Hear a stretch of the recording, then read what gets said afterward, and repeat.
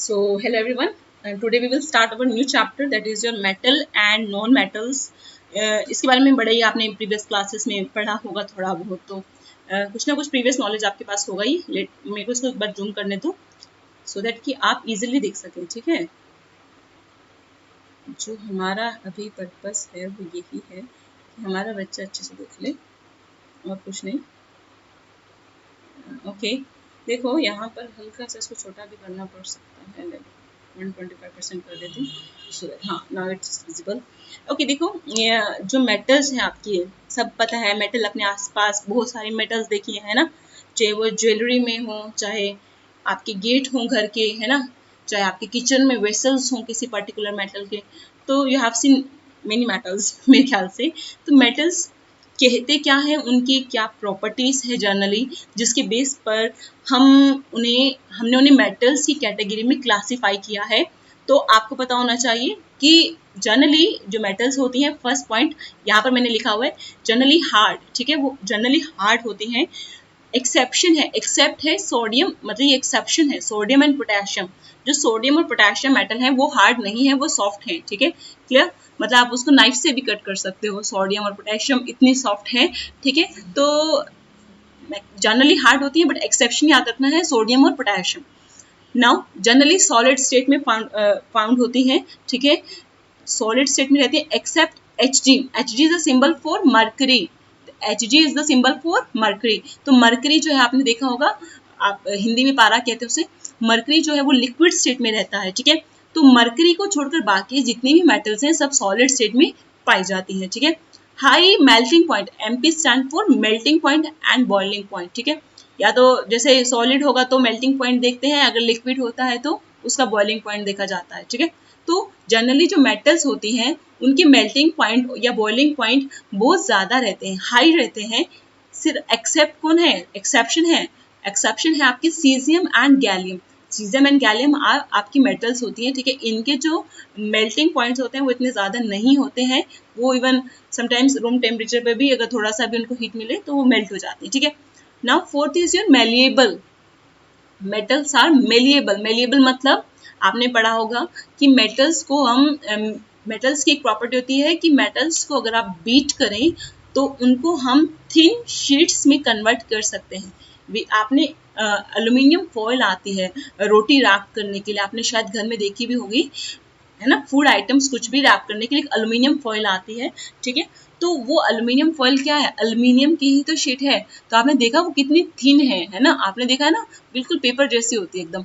तो इतनी मेलिएबल होती है मेटल्स, आप उनको मतलब बीट कर करके थिन शीट्स में कन्वर्ट कर सकते हो। तो इस प्रॉपर्टी को हम बोलते हैं मेलिएबिलिटी। और मेटल्स को क्या बोलेंगे कि they are malleable because we can convert them into thin sheet by applying some pressure on them or by beating them. ठीक है, ओके, तो gold and silver are most malleable metal. ठीक है, सबसे ज्यादा मेलिएबल गोल्ड एंड सिल्वर होती है आपकी। ठीक है, और उसके बाद आती है आपकी डक्टाइल प्रॉपर्टी है, fifth property is your ductile.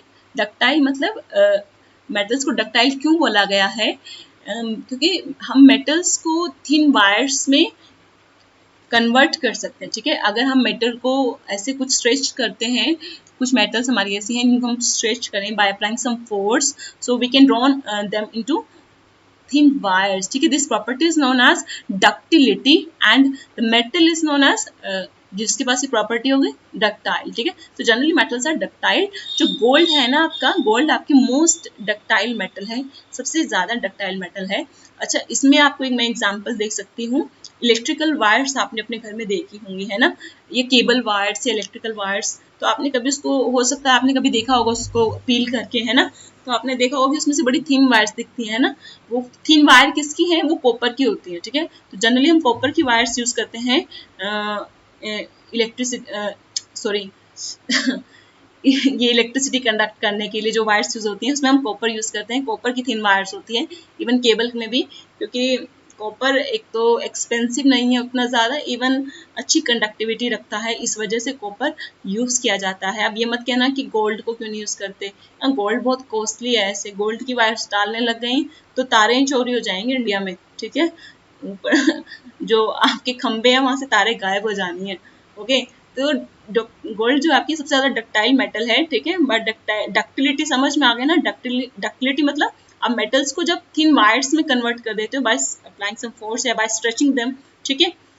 Six property is your lustrous, metal are generally lustrous. Lustrous मतलब उनके पास कुछ ना कुछ अपना एक शाइन होता है। आपने देखा होगा जो मेटल एकदम नया जो मेटल होता है, पुराना मेटल में तो थोड़ा कोरिजन हो जाता है ना, रस्ट लग जाता है, तो शाइन वो अपनी खो देता है। बट जो न्यू मेटल होता है वो काफी शाइन करता है। आपने देखा होगा घर में कोई नया वेसल आया अगर एल्यूमिनियम का या फिर कॉपर का, आपने देखा बड़ा शाइन करता है ना, बिकॉज क्योंकि मेटल्स के पास प्रॉपर्टी होती है कि वो उनके पास एक शाइनी सरफेस होता है, ठीक है। इसी वजह से मेटल को हम लस्ट्रस कहते हैं, मतलब दे शाइन, ठीक है। Seventh is your sonorous. Sonorous मतलब they can produce sound. If some hard object, maybe a एक मिनट wait.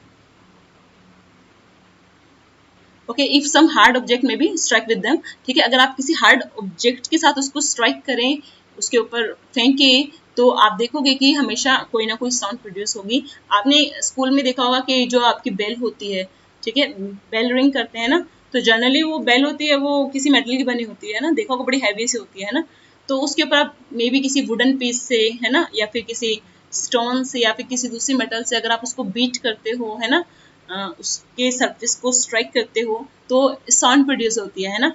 तो इसलिए मेटल्स को हम सोनरस कहते हैं, क्योंकि they will produce sound by hitting with some hard object, ठीक है। Now eighth is your conduct heat and electricity. They conduct heat and electricity because they are good conductor of heat and electricity. ठीक है। अब आपने पढ़ा होगा कि metals होती हैं, अगर आप मेटल के एक पोर्शन को गर्म करो, आपके पास एक मेटल की रोड है, आपने उसकी कॉर्नर को, एक साइड को गर्म करते हो, then what will you observe that कि जो पूरी आपकी रोड है वो गर्म हो जाती है ना। ऐसा क्यों हुआ? क्योंकि जैसे एक कॉर्नर पर हीट गया तो वो हीट ट्रांसफर हो गया पूरी मेटल रोड में, कि मेटल कंडक्ट हीट ना, तो मतलब कंडक्ट करने का मतलब क्या, वो अपने अंदर से हीट को गुजरने देती है। और इलेक्ट्रिसिटी कंडक्ट करने का मतलब क्या है, वो अपने अंदर से इलेक्ट्रॉन्स को गुजरने दे रही है, ठीक है। तो इस वजह से हमें पता चला कि मेटल जो है वो हीट और इलेक्ट्रिसिटी कंडक्ट करती हैं। क्लियर? तो ये जो आपके थे वो कुछ इंपॉर्टेंट पॉइंट्स है आपकी मेटल्स के बारे में, इनको नोट डाउन कर लेना। ये जो नीचे लिख दिया ना दो, ये ऊपर का ही कॉपी है, गलती से इधर पेस्ट हो गया, ठीक है। Okay, now come to the next one. अभी और है क्या इसमें? ओके देखो यहाँ पर, ये देखो यही वो एग्जांपल है जो हीट कंडक्टिविटी का मैं बता रही थी। देखो ये ऐसी कोई मेटल की वायर ली आपने, है ना, इधर उसको एक स्टैंड से फिक्स कर दिया, यहाँ पे कोई बर्नर लिया, बर्नर से इसको हीट कर रहे हैं हम लोग। तो आप देखना कि ये पूरा एक तो इसका जो एंड है वो गर्म हो जाएगा, ठीक है। कैसे पता चलेगा? आप ऐसा करना, इसके एंड पे ना, इधर वाले फ्री एंड है जो इस वायर का, इस पे कुछ वैक्स लगा देना, ठीक है। वैक्स लगाना, उस वैक्स लगा के उस पर एक पिन अटैच कर देना, ठीक है। अब देखो जैसे ही गर्म होगा ना बच्चे, ये वाला एंड होगा ना गर्म, क्योंकि मेटल है, हीट कंडक्ट करेगी। अगर ये इस वाले पोर्शन को हीट मिलेगी तो ये हीट फ्लो करके इधर भी जाएगी, ठीक है, और इधर वाले हिस्से पे भी जाएगी, सारे में जाएगी, ठीक है। तो यहाँ पर जब हीट पहुंचेगी ना, तो ये वैक्स मेल्ट कर जाएगा, और जो ये आपने पिन इसके साथ चिपकाया था ना, ये नीचे गिर जाएगा। तो ये आपको बताने के लिए इनफ है कि ये एक्सपेरिमेंट की जो मेटल है वो हीट कंडक्ट करती है। इलेक्ट्रिसिटी का तो आपको पता ही है ना। आप मान लो आप किसी तार को, नंगी तार को एकदम टच कर लेते हो, है ना, जिससे आपको करंट लगता है ना। क्यों लगता है? क्योंकि वो इलेक्ट्रॉन कंडक्ट कर रही है, वो इलेक्ट्रिसिटी को कंडक्ट कर रही है, ठीक है। ओके, और हम लोग भी इलेक्ट्रिसिटी कंडक्ट कर सकते हैं, तभी हमें करंट लगता है, ठीक है। ओके, हमारे अंदर से इलेक्ट्रिसिटी पास कर जाता है, ठीक है। अगर हमने चप्पल नहीं पहना है तो पास कर जाएगा, क्योंकि जो अर्थ है ना, अर्थ से पास होके वो नेटवर्क कंप्लीट हो जाता है। आपने पढ़ा भी होगा छोटी क्लासेस में। अगर आपने स्लीपर नहीं पहने होते ना, तो जो करंट आपकी बॉडी से पास करके वो अर्थ में जाएगा, ठीक है। तो अगर आपने स्लीपर पहन लिया है तो क्या होगा कि वो सर्किट ब्रेक हो जाएगा। स्लीपर जो होते हैं जनरली रबर की होती हैं आपकी, है ना, तो रबर जो होती है वो इलेक्ट्रिसिटी कंडक्ट नहीं करती। तो अर्थ से आपका कॉन्टेक्ट टूट गया ना चप्पल पहनने की वजह से, उसकी वजह से आपको जो है वो शॉक नहीं लगेगा, करंट नहीं लगेगा, ठीक है। इसलिए बोलते हैं कि कुछ भी घर में कोई भी आप अप्लायंसेस कुछ भी ऑन ऑफ करते हैं तो स्लीपर पहन के रखें, ठीक है। क्लियर। अब देखो ये है इलेक्ट्रिसिटी को प्रूफ करने के लिए कि मेटल कंडक्ट्स इलेक्ट्रिसिटी, ये जो एक्टिविटी है। यहाँ पे देखिए इन्होंने एक बैटरी ली है, देन एक बल्ब लिया है, एक स्विच है और ये क्लिप्स दिख रहे हैं, ठीक है। इस क्लिप्स के बीच में आपने अपना जो भी सैंपल आपने टेस्टेड करना है उसको डालिए, मतलब जो भी मेटल को आपने चेक करना है कि whether it will conduct electricity और नॉट, तो just put them in between this clips. तो क्या करना है, पुट करने के बाद, लगा देने के बाद यहाँ से स्विच ऑन करोगे। अगर स्विच ऑन करने पर ये बल्ब ग्लो करता है then what does it mean, it means कि जो बैटरी से करंट पास हुआ था वो यहाँ से फ्लो करता करता गया गया गया, देन फाइनली बल्ब तक पहुंच गया और सर्किट कंप्लीट हो गया और बल्ब ग्लो कर गया। ये तभी पॉसिबल हो पाएगा जब यहाँ पर जो हमने बीच में अटैच किया था उसमें से भी इलेक्ट्रिसिटी फ्लो कर जाए, है ना। अगर मान लो मैं बीच में यहाँ पे रबर लगा दूं या वुडन पीस लगा दूं तो ये बल्ब ग्लो नहीं करेगा। क्यों? क्योंकि आपने करंट यहाँ से आया आया यहाँ तक पहुंच गया, आगे आपने वुडन पीस लगा दिया, उसमें तो इलेक्ट्रिसिटी नहीं कंडक्ट करेगा ना, वुडन लकड़ी नहीं करती, ठीक है। तो यहीं पर करंट स्टॉप हो जाएगा, आगे यहाँ तक पहुंच ही नहीं पाएगा, है ना। तो सर्किट कंप्लीट करना है पूरा, यहाँ से यहाँ जाएगा और यहाँ से यहाँ भी आना चाहिए, ठीक है, तभी सर्किट कंप्लीट होगा। अगर यहाँ पर कुछ ऐसा पीस आ गया जो इलेक्ट्रिसिटी कंडक्ट नहीं करता है तो ये सर्किट ब्रेक हो जाएगा, यहाँ तक करंट नहीं पहुंच पाएगा और बल्ब भी ग्लो नहीं करेगा। बट अगर ऐसा कुछ कनेक्ट किया है जिसमें से इलेक्ट्रिसिटी फ्लो कर जाए तो ये सर्किट कंप्लीट हो जाएगा और ये जो बल्ब है वो ग्लो करेगा, ठीक है। तो आपने देखा होगा कि जो आपकी वायर्स होती हैं घर में, जो इलेक्ट्रिकल वायर्स आती हैं उनके ऊपर एक कोटिंग होती है ना ब्लैक कलर की, यू मस्ट हैव सीन। तो वो कोटिंग है किस चीज की, वो होता है आपका पॉलीविनाइल क्लोराइड, ठीक है। ये क्या है आपका पॉलीविनाइल क्लोराइड, इसको शॉर्ट फॉर्म में बोलते हैं पीवीसी, ठीक है। तो पीवीसी क्या होता है, आपका एक रबर लाइक मटेरियल है, पॉलीमर होता है जनरली। तो ये जो पीवीसी होता है इसको क्यों कोटिंग करते हैं वायर्स के ऊपर हम, क्योंकि आपको मैंने बताया रबर तो इलेक्ट्रिसिटी नहीं कंडक्ट करती।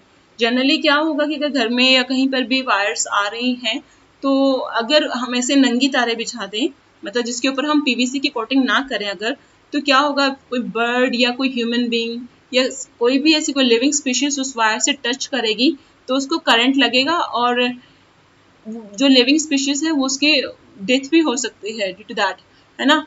बट अगर आपकी पीवीसी की कोटिंग होगी ना उसके ऊपर, उससे क्या होगा कि रबर तो कंडक्ट नहीं करेगी तो कोई अगर तार छूने पर भी ऐसे करंट नहीं लगेगा, ठीक है, क्लियर।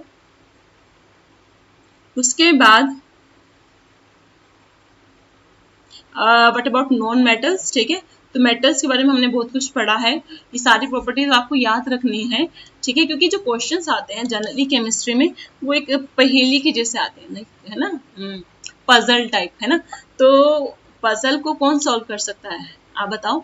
पजल को वही सॉल्व कर सकता है जो अपने ब्रेन को इफिशिएंटली यूज कर सके, है ना। और उसके लिए आपको क्या करना पड़ेगा, आपको चैप्टर को अच्छे से पढ़ना पड़ेगा, सिंपल सी बात है, ओके। तो नॉन मेटल्स के बारे में पढ़ लेते हैं। जो नॉन मेटल्स होती हैं आपकी, एग्जाम्पल पता है नॉन मेटल्स के, ऑक्सीजन, नाइट्रोजन, कार्बन, फ्लोरीन, ये जितनी भी गैसेस और फॉस्फोरस, सल्फर, ये सब क्या आपकी नॉन मेटल्स हैं। सॉलिड भी होती हैं और गैसेस भी होती हैं, ठीक है। तो जनरली जो नॉन मेटल्स होते हैं या तो वो सॉलिड स्टेट में रहती हैं या फिर वो गैसेस स्टेट में रहती हैं, ठीक है। या तो सॉलिड में मिलेंगे, गैसेस में मिलेंगे, सिर्फ किसके, एक्सेप्ट ब्रोमीन। ब्रोमीन एक्सेप्शन है, ब्रोमीन अकेली एक ऐसी नॉन मेटल है जो लिक्विड स्टेट में मिलती है। ब्रोमीन ना नॉन मेटल है, तो अगर मैं पूछूं कि वो कौन सी मेटल थी जो लिक्विड स्टेट में मिलती थी, तो याद आया, मरकरी, ठीक है। तो मरकरी मेटल है जो लिक्विड स्टेट में मिलती है, ब्रोमीन नॉन मेटल है जो लिक्विड स्टेट में मिलती है, ठीक है, क्लियर। दोनों में कंफ्यूज नहीं हो जाना है। नाउ नॉन लस्ट्रस, तो जो आपके नॉन मेटल्स होते हैं जनरली उनके पास कोई शाइनिंग सरफेस नहीं होता, ठीक है, एक्सेप्ट आयोडीन एंड डायमंड, ठीक है। याद रखना डायमंड और आयोडीन जो है वो लस्टर पोजेस करते हैं, ठीक है। Now generally not hard, hard नहीं होती except diamond. Diamond is the hardest substance, ठीक है। इस दुनिया में डायमंड से हार्ड कोई अभी तक है नहीं, नेचुरली एग्जिस्टेंट सब्सटेंसेस की बात कर रही हूँ, सिंथेटिक की बात नहीं कर रही हूँ। तो नेचुरल में जितने भी एग्जिस्ट करते हैं उसमें डायमंड ही सबसे ज्यादा हार्ड है, ठीक है। Fourth one is don't conduct electricity except graphite. Graphite is the आपको पता है ये किसके एलोट्रोप है? एलोट्रोप आपने पढ़े होंगे, कार्बन के एलोट्रोप्स है ना। There 3 allotropes, graphite, diamond and fullerenes, ठीक है। तो ये डायमंड क्या है? कार्बन ही तो है, और कार्बन आपकी नॉन मेटल है, ठीक है।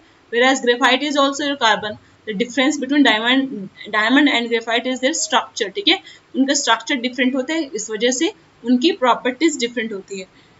जो डायमंड जो कि काफी हार्ड है, ग्रेफाइट उतना हार्ड नहीं होता, वो इजिली टूट जाता है, ठीक है। जबकि ग्रेफाइट इलेक्ट्रिसिटी कंडक्ट कर लेता है, डायमंड नहीं करता, ठीक है। तो दोनों की जो फिजिकल प्रॉपर्टीज है उसमें काफी डिफरेंस रहता है, ठीक है। एलोट्रोप वही होते हैं। एलोट्रोप क्या होते हैं? Different forms of particular element, physical forms, different physical forms of particular element which have different physical properties but same chemical properties। इनकी केमिकल प्रॉपर्टीज सेम होती है एलोट्रोप्स की, बट फिजिकल प्रॉपर्टीज डिफरेंट रहती है। Now fifth one is a low melting point या boiling point except diamond. Diamond को छोड़ दो, डायमंड जो कि बहुत हार्ड है, उसको मेल्ट करना तो इतना इजी नहीं है। अदरवाइज जो आपके नॉन मेटल्स होते हैं उनको इजिली मेल्ट या बॉयल किया जा सकता है, ठीक है। क्लियर? तो this is all about non metals. Now we will go to next one. ये जो पॉइंट्स है ना यहाँ पे, वो सारे वही पॉइंट्स हैं जो मैंने अभी आपको ऊपर बताए। जैसे कि alkali metals, lithium, sodium, potassium, ये सब सॉफ्ट होती हैं, इनको हम नाइफ से भी कट कर सकते हैं, ठीक है। ओके, ये आप एक बार पढ़ लेना, कोई ऐसी बड़ी बात नहीं है। अच्छा, उसके बाद आ जाओ, यहाँ पर कुछ करते हैं एक्सपेरिमेंट। यहाँ पे देखो एक्टिविटी 3.8 जो कि पढ़ने लायक है। Take magnesium ribbon and some sulphur powder, ठीक है। एक मैग्नीशियम रिबन लिया है, कुछ सल्फर पाउडर लिया है, अलग अलग लिया है, ठीक है। अब क्या करना है? मैग्नीशियम रिबन को बर्न करना है। ये आपने किया था ना, मैग्नीशियम रिबन की बर्निंग कहाँ करी थी? चैप्टर फर्स्ट की फर्स्ट एक्टिविटी यही है ना। मैंने बताया था सैंड पेपर से इसको पहले क्लीन करते हैं, है ना, सो दैट की जो थिन लेयर होती है मैग्नीशियम ऑक्साइड की उस रिबन पर, वो रिमूव हो जाए और हमें एक डिजायर्ड केमिकल रिएक्शन मिले, जो कि हम चाहते हैं मैग्नीशियम और ऑक्सीजन के बीच में, ठीक है। तो नाउ जब आपने रिबन को बर्न कर लिया, तो वो जो एशेज, ऑब्वियसली वो ऐश में कन्वर्ट हो जाएगा, तो उसके एशेज को कलेक्ट कीजिए, है, और डिजोल्व कर दो उसके एशेज को पानी में। पानी में कर दिया। अब आपने जो पानी, ये सॉल्यूशन बन गया ना, एशेस को डिसॉल्व करके जो सॉल्यूशन बनाया आपने, इसका आपने लिटमस पेपर पे टेस्ट करना है कि whether it will change the colour of litmus paper और नॉट, ठीक है। तो when you will apply this solution on blue litmus paper, then what you will see, you will see there is no change, ठीक है। but when you apply this solution in on a red litmus paper, then the color of the red litmus paper will change into blue, ठीक है। Red का blue कब होता है? Red litmus paper का colour blue कब हो जाता है? जब कोई बेसिक सॉल्यूशन उसके ऊपर आए, ठीक है। मतलब आपने कोई बेसिक सॉल्यूशन डाला हो, तभी रेड आपका ब्लू में चेंज होता है, ठीक है। तो what does it mean? What does it mean कि जब आपने मैग्नीशियम ऑक्साइड, एशेस क्या है? मैग्नीशियम ऑक्साइड ही है, जलकर, ये कंबशन रिएक्शन है, मैग्नीशियम ऑक्सीजन के साथ कंबाइन हुई है जलने के दौरान, और मैग्नीशियम ऑक्साइड बना लिया है, वो एशेस मैग्नीशियम ऑक्साइड की है। तो वो जो मैग्नीशियम ऑक्साइड आपने पानी में डाला, तो पानी में डालने के बाद वो बेस बन गया है। अब देखो, पानी तो न्यूट्रल है ना, पानी तो खुद ब खुद बेस नहीं बन सकता, तो मैग्नीशियम ऑक्साइड डालने से बेस बना है। तो मतलब जो मैग्नीशियम ऑक्साइड था, वो जो आपकी रिबन की एशेस थी, वो ही आपकी क्या थी? बेसिक थी। तो आपको एक बार हमेशा याद रखना है कि जो मेटेलिक ऑक्साइड होते हैं वो बेसिक होते हैं जनरली, सिर्फ इसमें 2 एक्सेप्शन है। इस चैप्टर में एक्सेप्शन बहुत है और वो याद भी होनी बहुत ज़रूरी है, ठीक है। सारा खेल ही एक्सेप्शन का है। एक्सेप्शन है आपकी aluminium oxide and zinc oxide, ठीक है।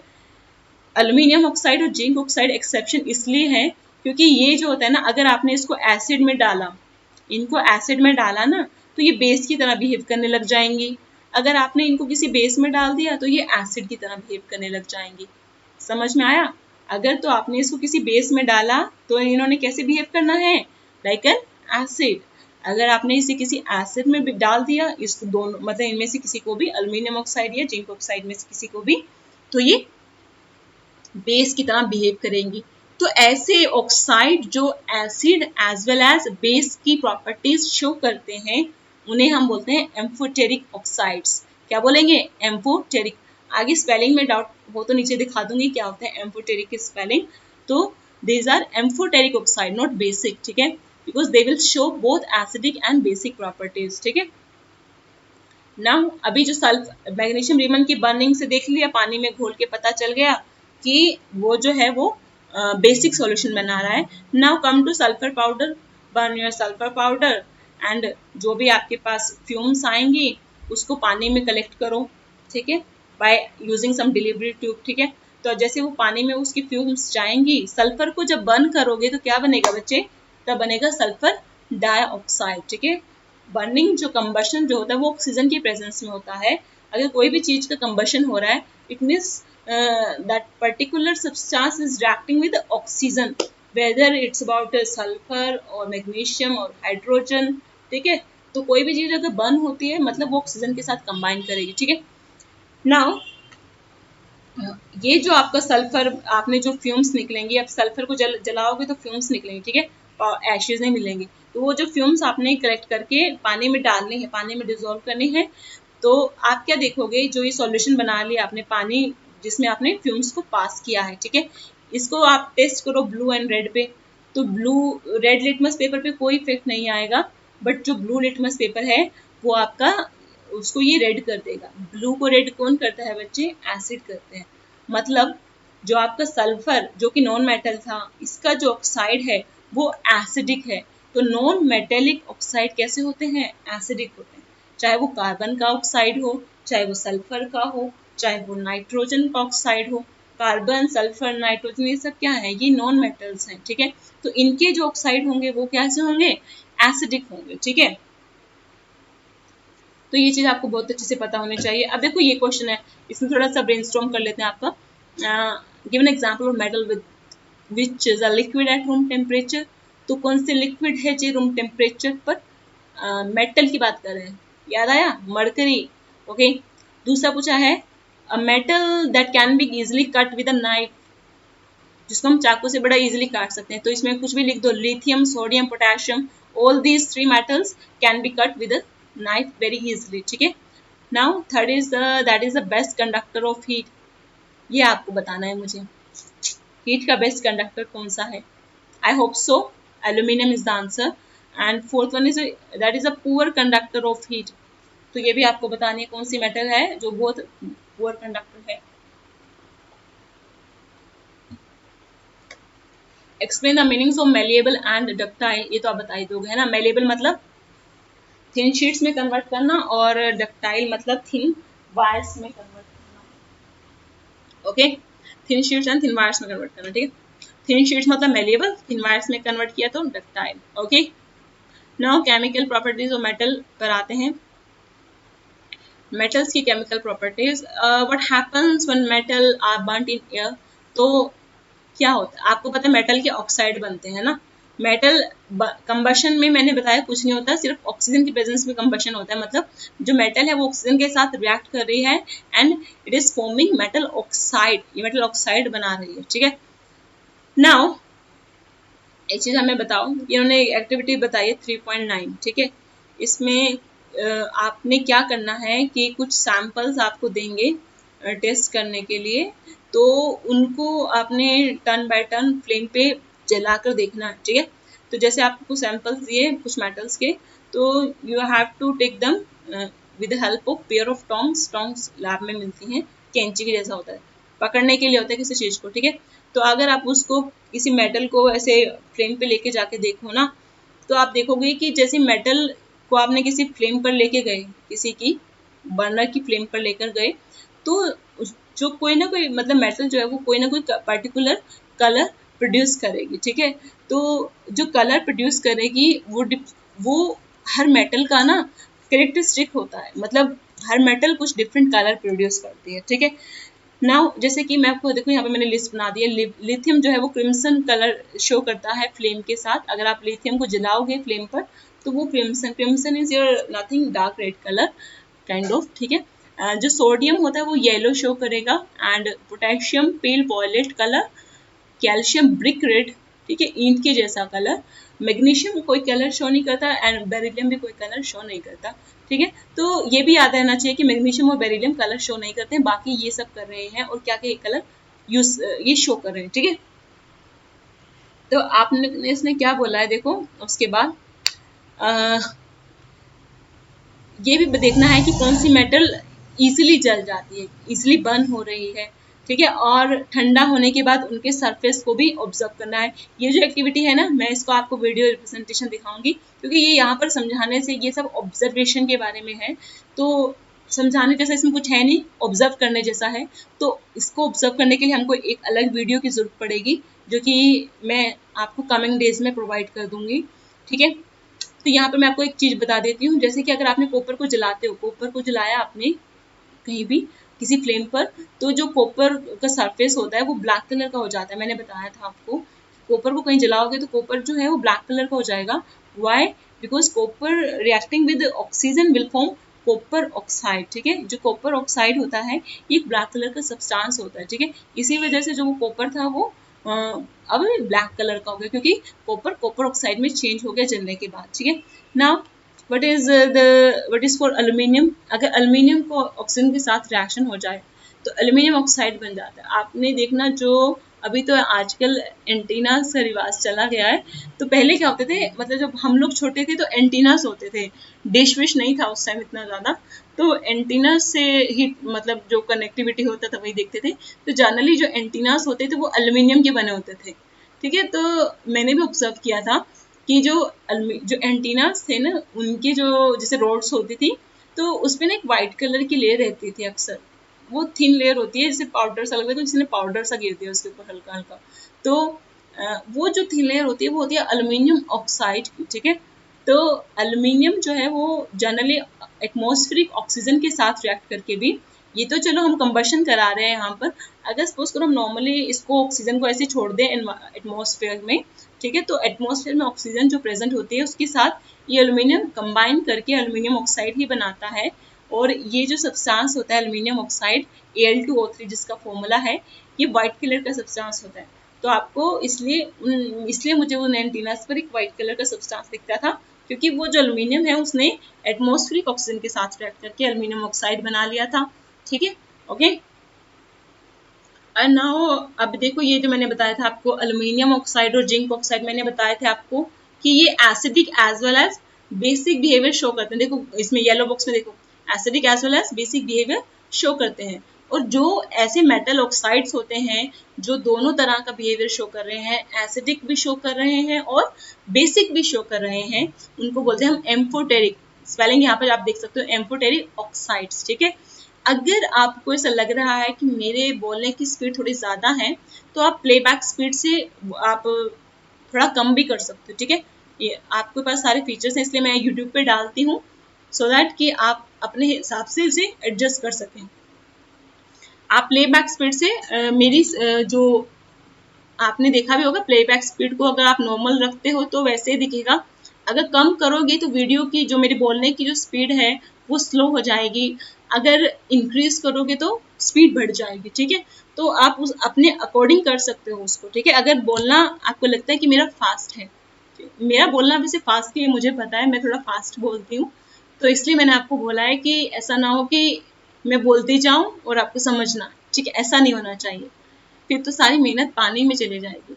अब देखो यहाँ पर इनकी जो मैंने रिएक्शन करा रही हूँ, एल्यूमिनियम ऑक्साइड है ना, क्योंकि एम्फोटेरिक ऑक्साइड है, तो देख लेते हैं कैसे एम्फोटेरिक बना है ना। मैंने क्या किया, पहले एल्यूमिनियम ऑक्साइड की किसी एसिड के साथ रिएक्शन कराई है, एसिड ले लिया HCl है ना, तो मैंने देखा एसिड के साथ ये रिएक्ट करके क्या बना रहा है, salt, that is aluminium chloride. Aluminium chloride क्या आपका सॉल्ट है, साथ में बना रहा है पानी, वाटर। तो अगर आपको एसिड बेस जो भी आपने चैप्टर पढ़ा है उसमें अगर आपको ध्यान हो, जो आपके एसिड हैं वो किन के साथ रिएक्ट करके सॉल्ट प्लस वाटर बनाते थे, बेस के साथ, है ना। एसिड प्लस बेस जब होता था तभी सॉल्ट प्लस वाटर होता था, है ना।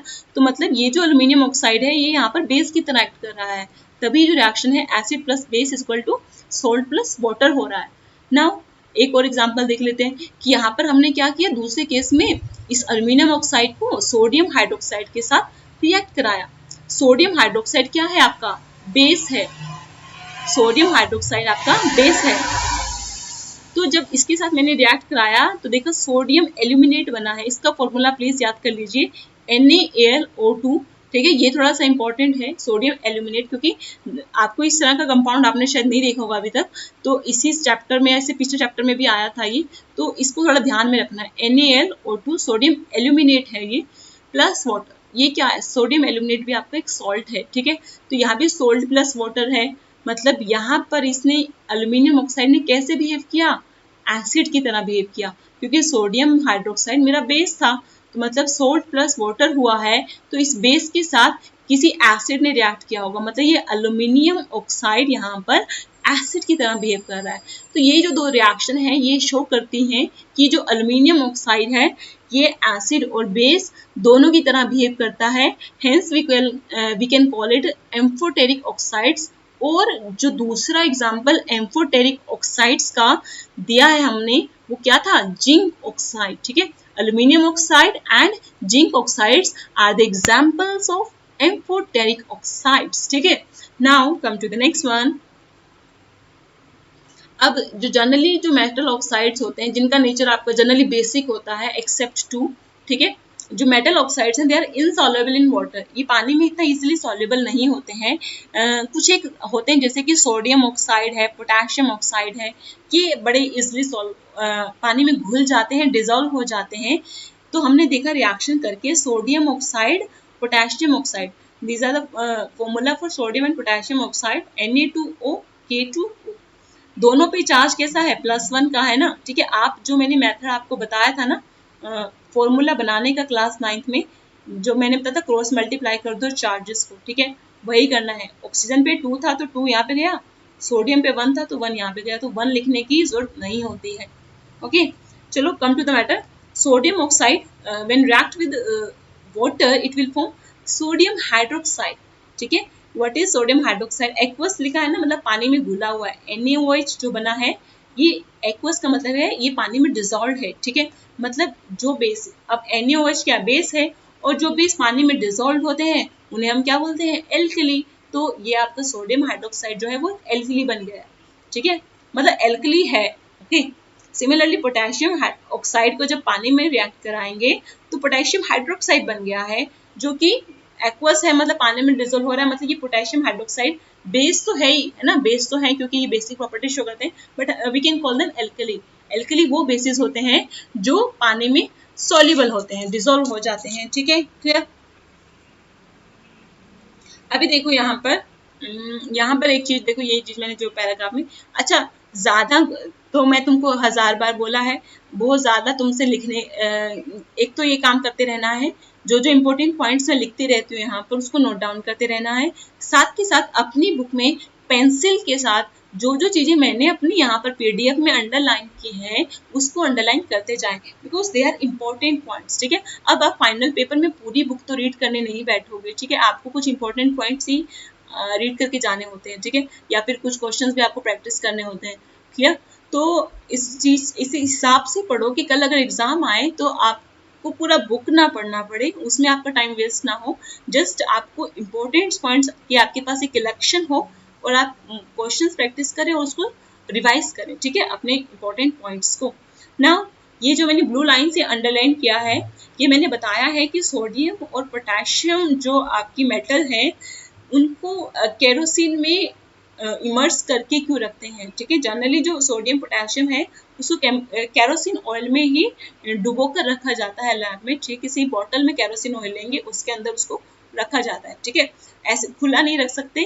क्यों नहीं रख सकते हैं, अगर आपने इन मेटल्स को पोटेशियम जो और सोडियम जो मेटल है खुले में रख दिया तो ये जो एटमॉस्फेयर में ऑक्सीजन प्रेजेंट है उसके साथ बड़ी वॉयलेंटली, विग्रसली बोलो, वॉयलेंटली बोलो, रिएक्ट करती हैं, बहुत तेजी से रिएक्ट करती हैं, बहुत एकदम एकदम बहुत ज़्यादा रिएक्ट करेंगी। तो क्या होगा कि जो मेटल आपका ऑक्सीजन के साथ रिएक्ट करेगा कि हो सकता है कि इतना एनर्जी निकलेगा कि ये जो फायर कैच कर सके, ठीक है, मतलब इतनी एनर्जी निकल जाएगी कि फायर लग सकती है, आग लग सकती है वहां पर, ठीक है, अगर आपने इसको खुले में रखा, समझ रहे हैं ना। क्योंकि जब भी मेटल की रिएक्शन हो रही है उसके साथ तो थोड़ी बहुत एनर्जी वो रिलीज कर रहा है, और रिलीज होते ही हो सकता है वो फायर, जैसे एनर्जी ज्यादा हो गई जाहिर सी बात है वो क्या करेगी, फायर कैच कर लेगी, है ना। तो फायर कैच करने की वजह से कोई मिस हैपनिंग हो सकती है, तो उनको प्रोटेक्ट करने के लिए, उनको सेफ रखने के लिए हम क्या करेंगे, ऑयल में डिप करके रखते हैं ना, केरोसिन ऑयल में। बिकॉज देखो ऑयल से क्या होगा, जब इसको ऑयल में डिप करके रखोगे तो ऑयल की, अब इसके ऊपर ऑयल की लेयर रहेगी है ना, ऑयल की लेयर होने से क्या होगा कि जो मेटल है वो एटमॉस्फेयर के कांटेक्ट में नहीं आ पाएगी, ऑक्सीजन के कांटेक्ट में नहीं आ पाएगी, जिसकी वजह से आग नहीं लगेगी और कोई मिसहैपनिंग भी नहीं होगी और हमारी मेटल सेफ रहेगी, हम सेफ रहेंगे। ठीक है, नाउ मैंने आपको बताया था कि जैसे कुछ मेटल्स होती हैं वो अपने आप को खुद ही प्रोटेक्ट कर लेती हैं कोरिजन से। ठीक है, जैसे कि magnesium, aluminium, zinc and lead, ये कुछ एक ऐसी मेटल है।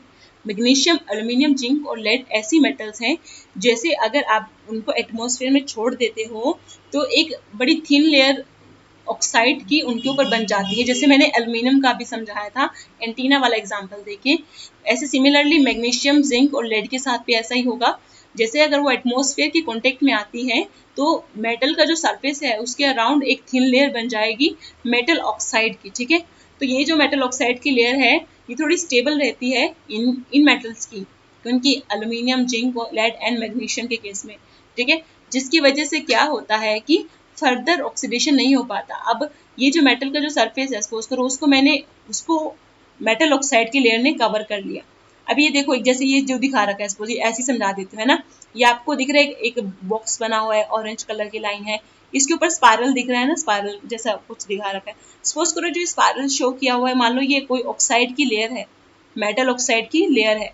अगर ये मेटल ऑक्साइड की लेयर है और ये मेटल है मेरी, जो ये लाइन जा रही है नीचे हॉरिजॉन्टल लाइन, ठीक है, तो इससे क्या होगा कि इस मेटल का बाहर जो ऑक्सीजन प्रेजेंट है यहाँ पर, उससे कॉन्टेक्ट टूट गया है क्योंकि बीच में मेटल ऑक्साइड आ गया है।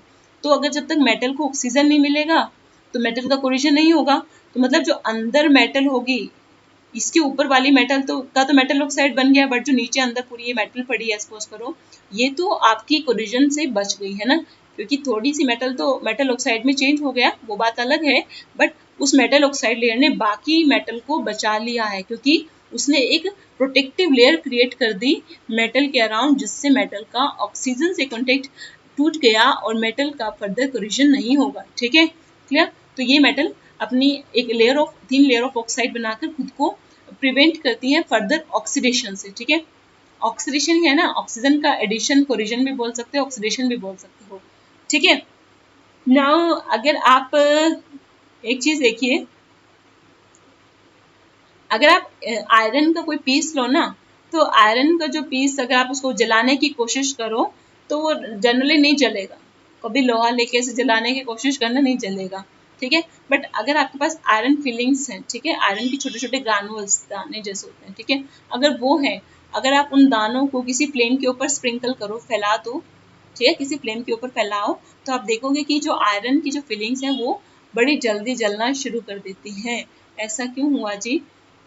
समझे? क्योंकि देखो आयरन को जब आपने जो ग्रैनुअल फॉर्म में लिया ना, एक तो उसमें आयरन पहली बार ग्रैनुअल फॉर्म में, दानों छोटे छोटे दाने की फॉर्म में, तो उसका जो सरफेस एरिया है वो भी कम है ना, और जो मैट उसके अंदर जो कंटेंट होगा आयरन का वो भी कम ही होगा, है ना। एक दाने के अंदर कितना आयरन होगा? थोड़ा सा आयरन होगा।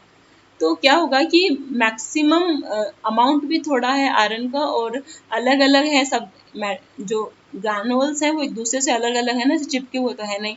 तो जब आप उसे जलाओगे तो उनको मैक्सिमम सप्लाई ऑफ ऑक्सीजन मिलता है। ठीक है, अगर आप पूरे बॉक्स को जलाते हो ना, मान लो ये पूरा बॉक्स है, ये वाला जिसमें डू यू नो लिखा हुआ है ना, ये बॉक्स है, तो यहाँ पे जलाने, अगर इसको जलाने लगो ना आप, तो जो सरफेस है इसका, उन्हीं को ही क्या मिलेगा? ऑक्सीजन मिलेगा। बाकी जो अंदर पूरा कंटेंट है उसको तो ऑक्सीजन नहीं मिलेगा ना। ठीक है, क्योंकि वो तो अंदर है मेटल के, जो कंटेंट प्रेजेंट है, जो सरफेस पे मेटल है वही ऑक्सीजन उसको ही मिलेगा, वही थोड़ा कंबशन अगर शो करेगा तो करेगा, अंदर वाला नहीं कर पाएगा, है ना। क्यों नहीं कर पाएगा? क्योंकि अंदर को ऑक्सीजन नहीं मिल रहा। अगर आपने उसको ग्रैनुअल फॉर्म में ले लिया तो क्या होगा, वो तो पहले ही बहुत छोटे छोटे हैं, फिर तो वो क्या कर जाएगा, मतलब ईजिली बर्न हो जाएगा, क्योंकि उसके अंदर तो कंटेंट बहुत ज़्यादा नहीं होता, ग्रैनुअल्स के अंदर तो थोड़ा सा कंटेंट होगा। ठीक है, क्लियर, इसलिए वो इजिली बर्न हो जाते हैं। उसके बाद है, ये जो कॉपर होता है ये आपका जलता नहीं है, ठीक है, बट अगर आप कॉपर को मतलब जलाने की कोशिश करोगे तो नहीं जलेगा। बस ये हो सकता है कि जो आपका कॉपर है वो काला पड़ जाएगा अगर आप उसे जलाओगे, वो काला क्यों पड़ रहा है ना, ब्लैक कलर क्यों हो रहा है उसका, क्योंकि कॉपर ऑक्साइड बन जाएगा। कॉपर जब जलेगा, एसिड नहीं जलेगा, मतलब जैसे वो आपने इसको कंबशन कर रहे हो ना, तो कॉपर ऑक्सीजन के साथ रिएक्ट करके कॉपर ऑक्साइड बना रहा है, ठीक है। तो कॉपर ऑक्साइड जो बन गया वो ब्लैक कलर का सब्सटेंस बन गया, तो बस वो ब्लैक कलर का सब्सटेंस ही बना रहेगा, ऐसे प्रॉपर एशेज में चेंज नहीं होगा, ठीक है, समझ रहे हो। कंबशन कंप्लीट कब माना जाता है, जब कोई चीज़ एकदम एशेज में कन्वर्ट हो जाती है, ठीक है। वो ब्लैक कलर की सब्सटेंस की फॉर्म में रहेगा, वो एशेज में नहीं जाएगा। तो ये जो आप देख रहे हो ना कि आयरन जल गया, कॉपर नहीं जला, तो इससे कुछ समझ में आता है इन बातों से कि अगर मैं बोलूँ कि आयरन को मैं जला पाई और कॉपर को नहीं जला पाई मैं, ठीक है, इसका मतलब ये है कि आयरन मेरा ज़्यादा रिएक्टिव है एज कम्पेयर टू कॉपर, क्योंकि तभी तो वो जो आयरन है वो जल पा रहा है और कॉपर नहीं जल पा रहा, ठीक है। जो चीज़ जितनी कम रिएक्टिव होती है वो उतनी कम रिएक्शंस देती है, ठीक है, ओके। इवन जो सिल्वर एंड गोल्ड है वो तो कहते हैं ऑक्सीजन के साथ रिएक्ट भी नहीं करते, चाहे आप कितना ज़्यादा टेम्परेचर दे दें, ठीक है, अगर बहुत ज़्यादा टेम्परेचर भी आप देते हैं तब भी ये सिल्वर और गोल्ड की जो मेटल्स हैं ये ऑक्सीजन के साथ रिएक्ट नहीं करती हैं, ठीक है। अभी जो आज के लिए इतना ही है, ठीक है। हमने बाकी आज क्या पढ़ा, मेटल नॉन मेटल और हम केमिकल प्रॉपर्टीज़ के बारे में पढ़ रहे हैं, ऑक्साइड्स के बारे में पढ़ा, एम्फोटेरिक ऑक्साइड्स के बारे में पढ़ा, ये पढ़ा कि सोडियम और पोटेशियम को क्यों हम केरोसिन ऑयल में डिप करके रखते हैं, और ये भी पढ़ा कि कैसे कुछ मेटल अपने आप को ऑक्सीडेशन से बचाती हैं by creating a thin layer of oxide on their surface like magnesium, aluminium, zinc, lead, है ना। और हमने थोड़ा सा बर्निंग देखी कुछ मेटल्स की, लाइक आयरन एंड कॉपर की।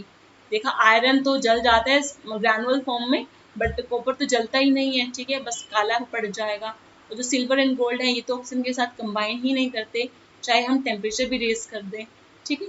तो दीज थिंग्स शोज दैट कि जो सिल्वर एंड गोल्ड है वो तो बड़ा और भी ज़्यादा कम रिएक्टिव है, ठीक है, कॉपर से भी कम रिएक्टिव है।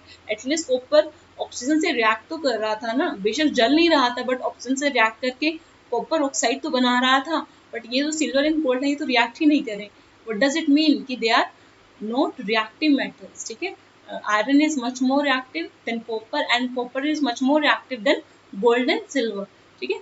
तो आई होप सो कि आपको आज का लेक्चर समझ में आया होगा, ठीक है। Keep learning, keep studying and stay happy. Bye bye.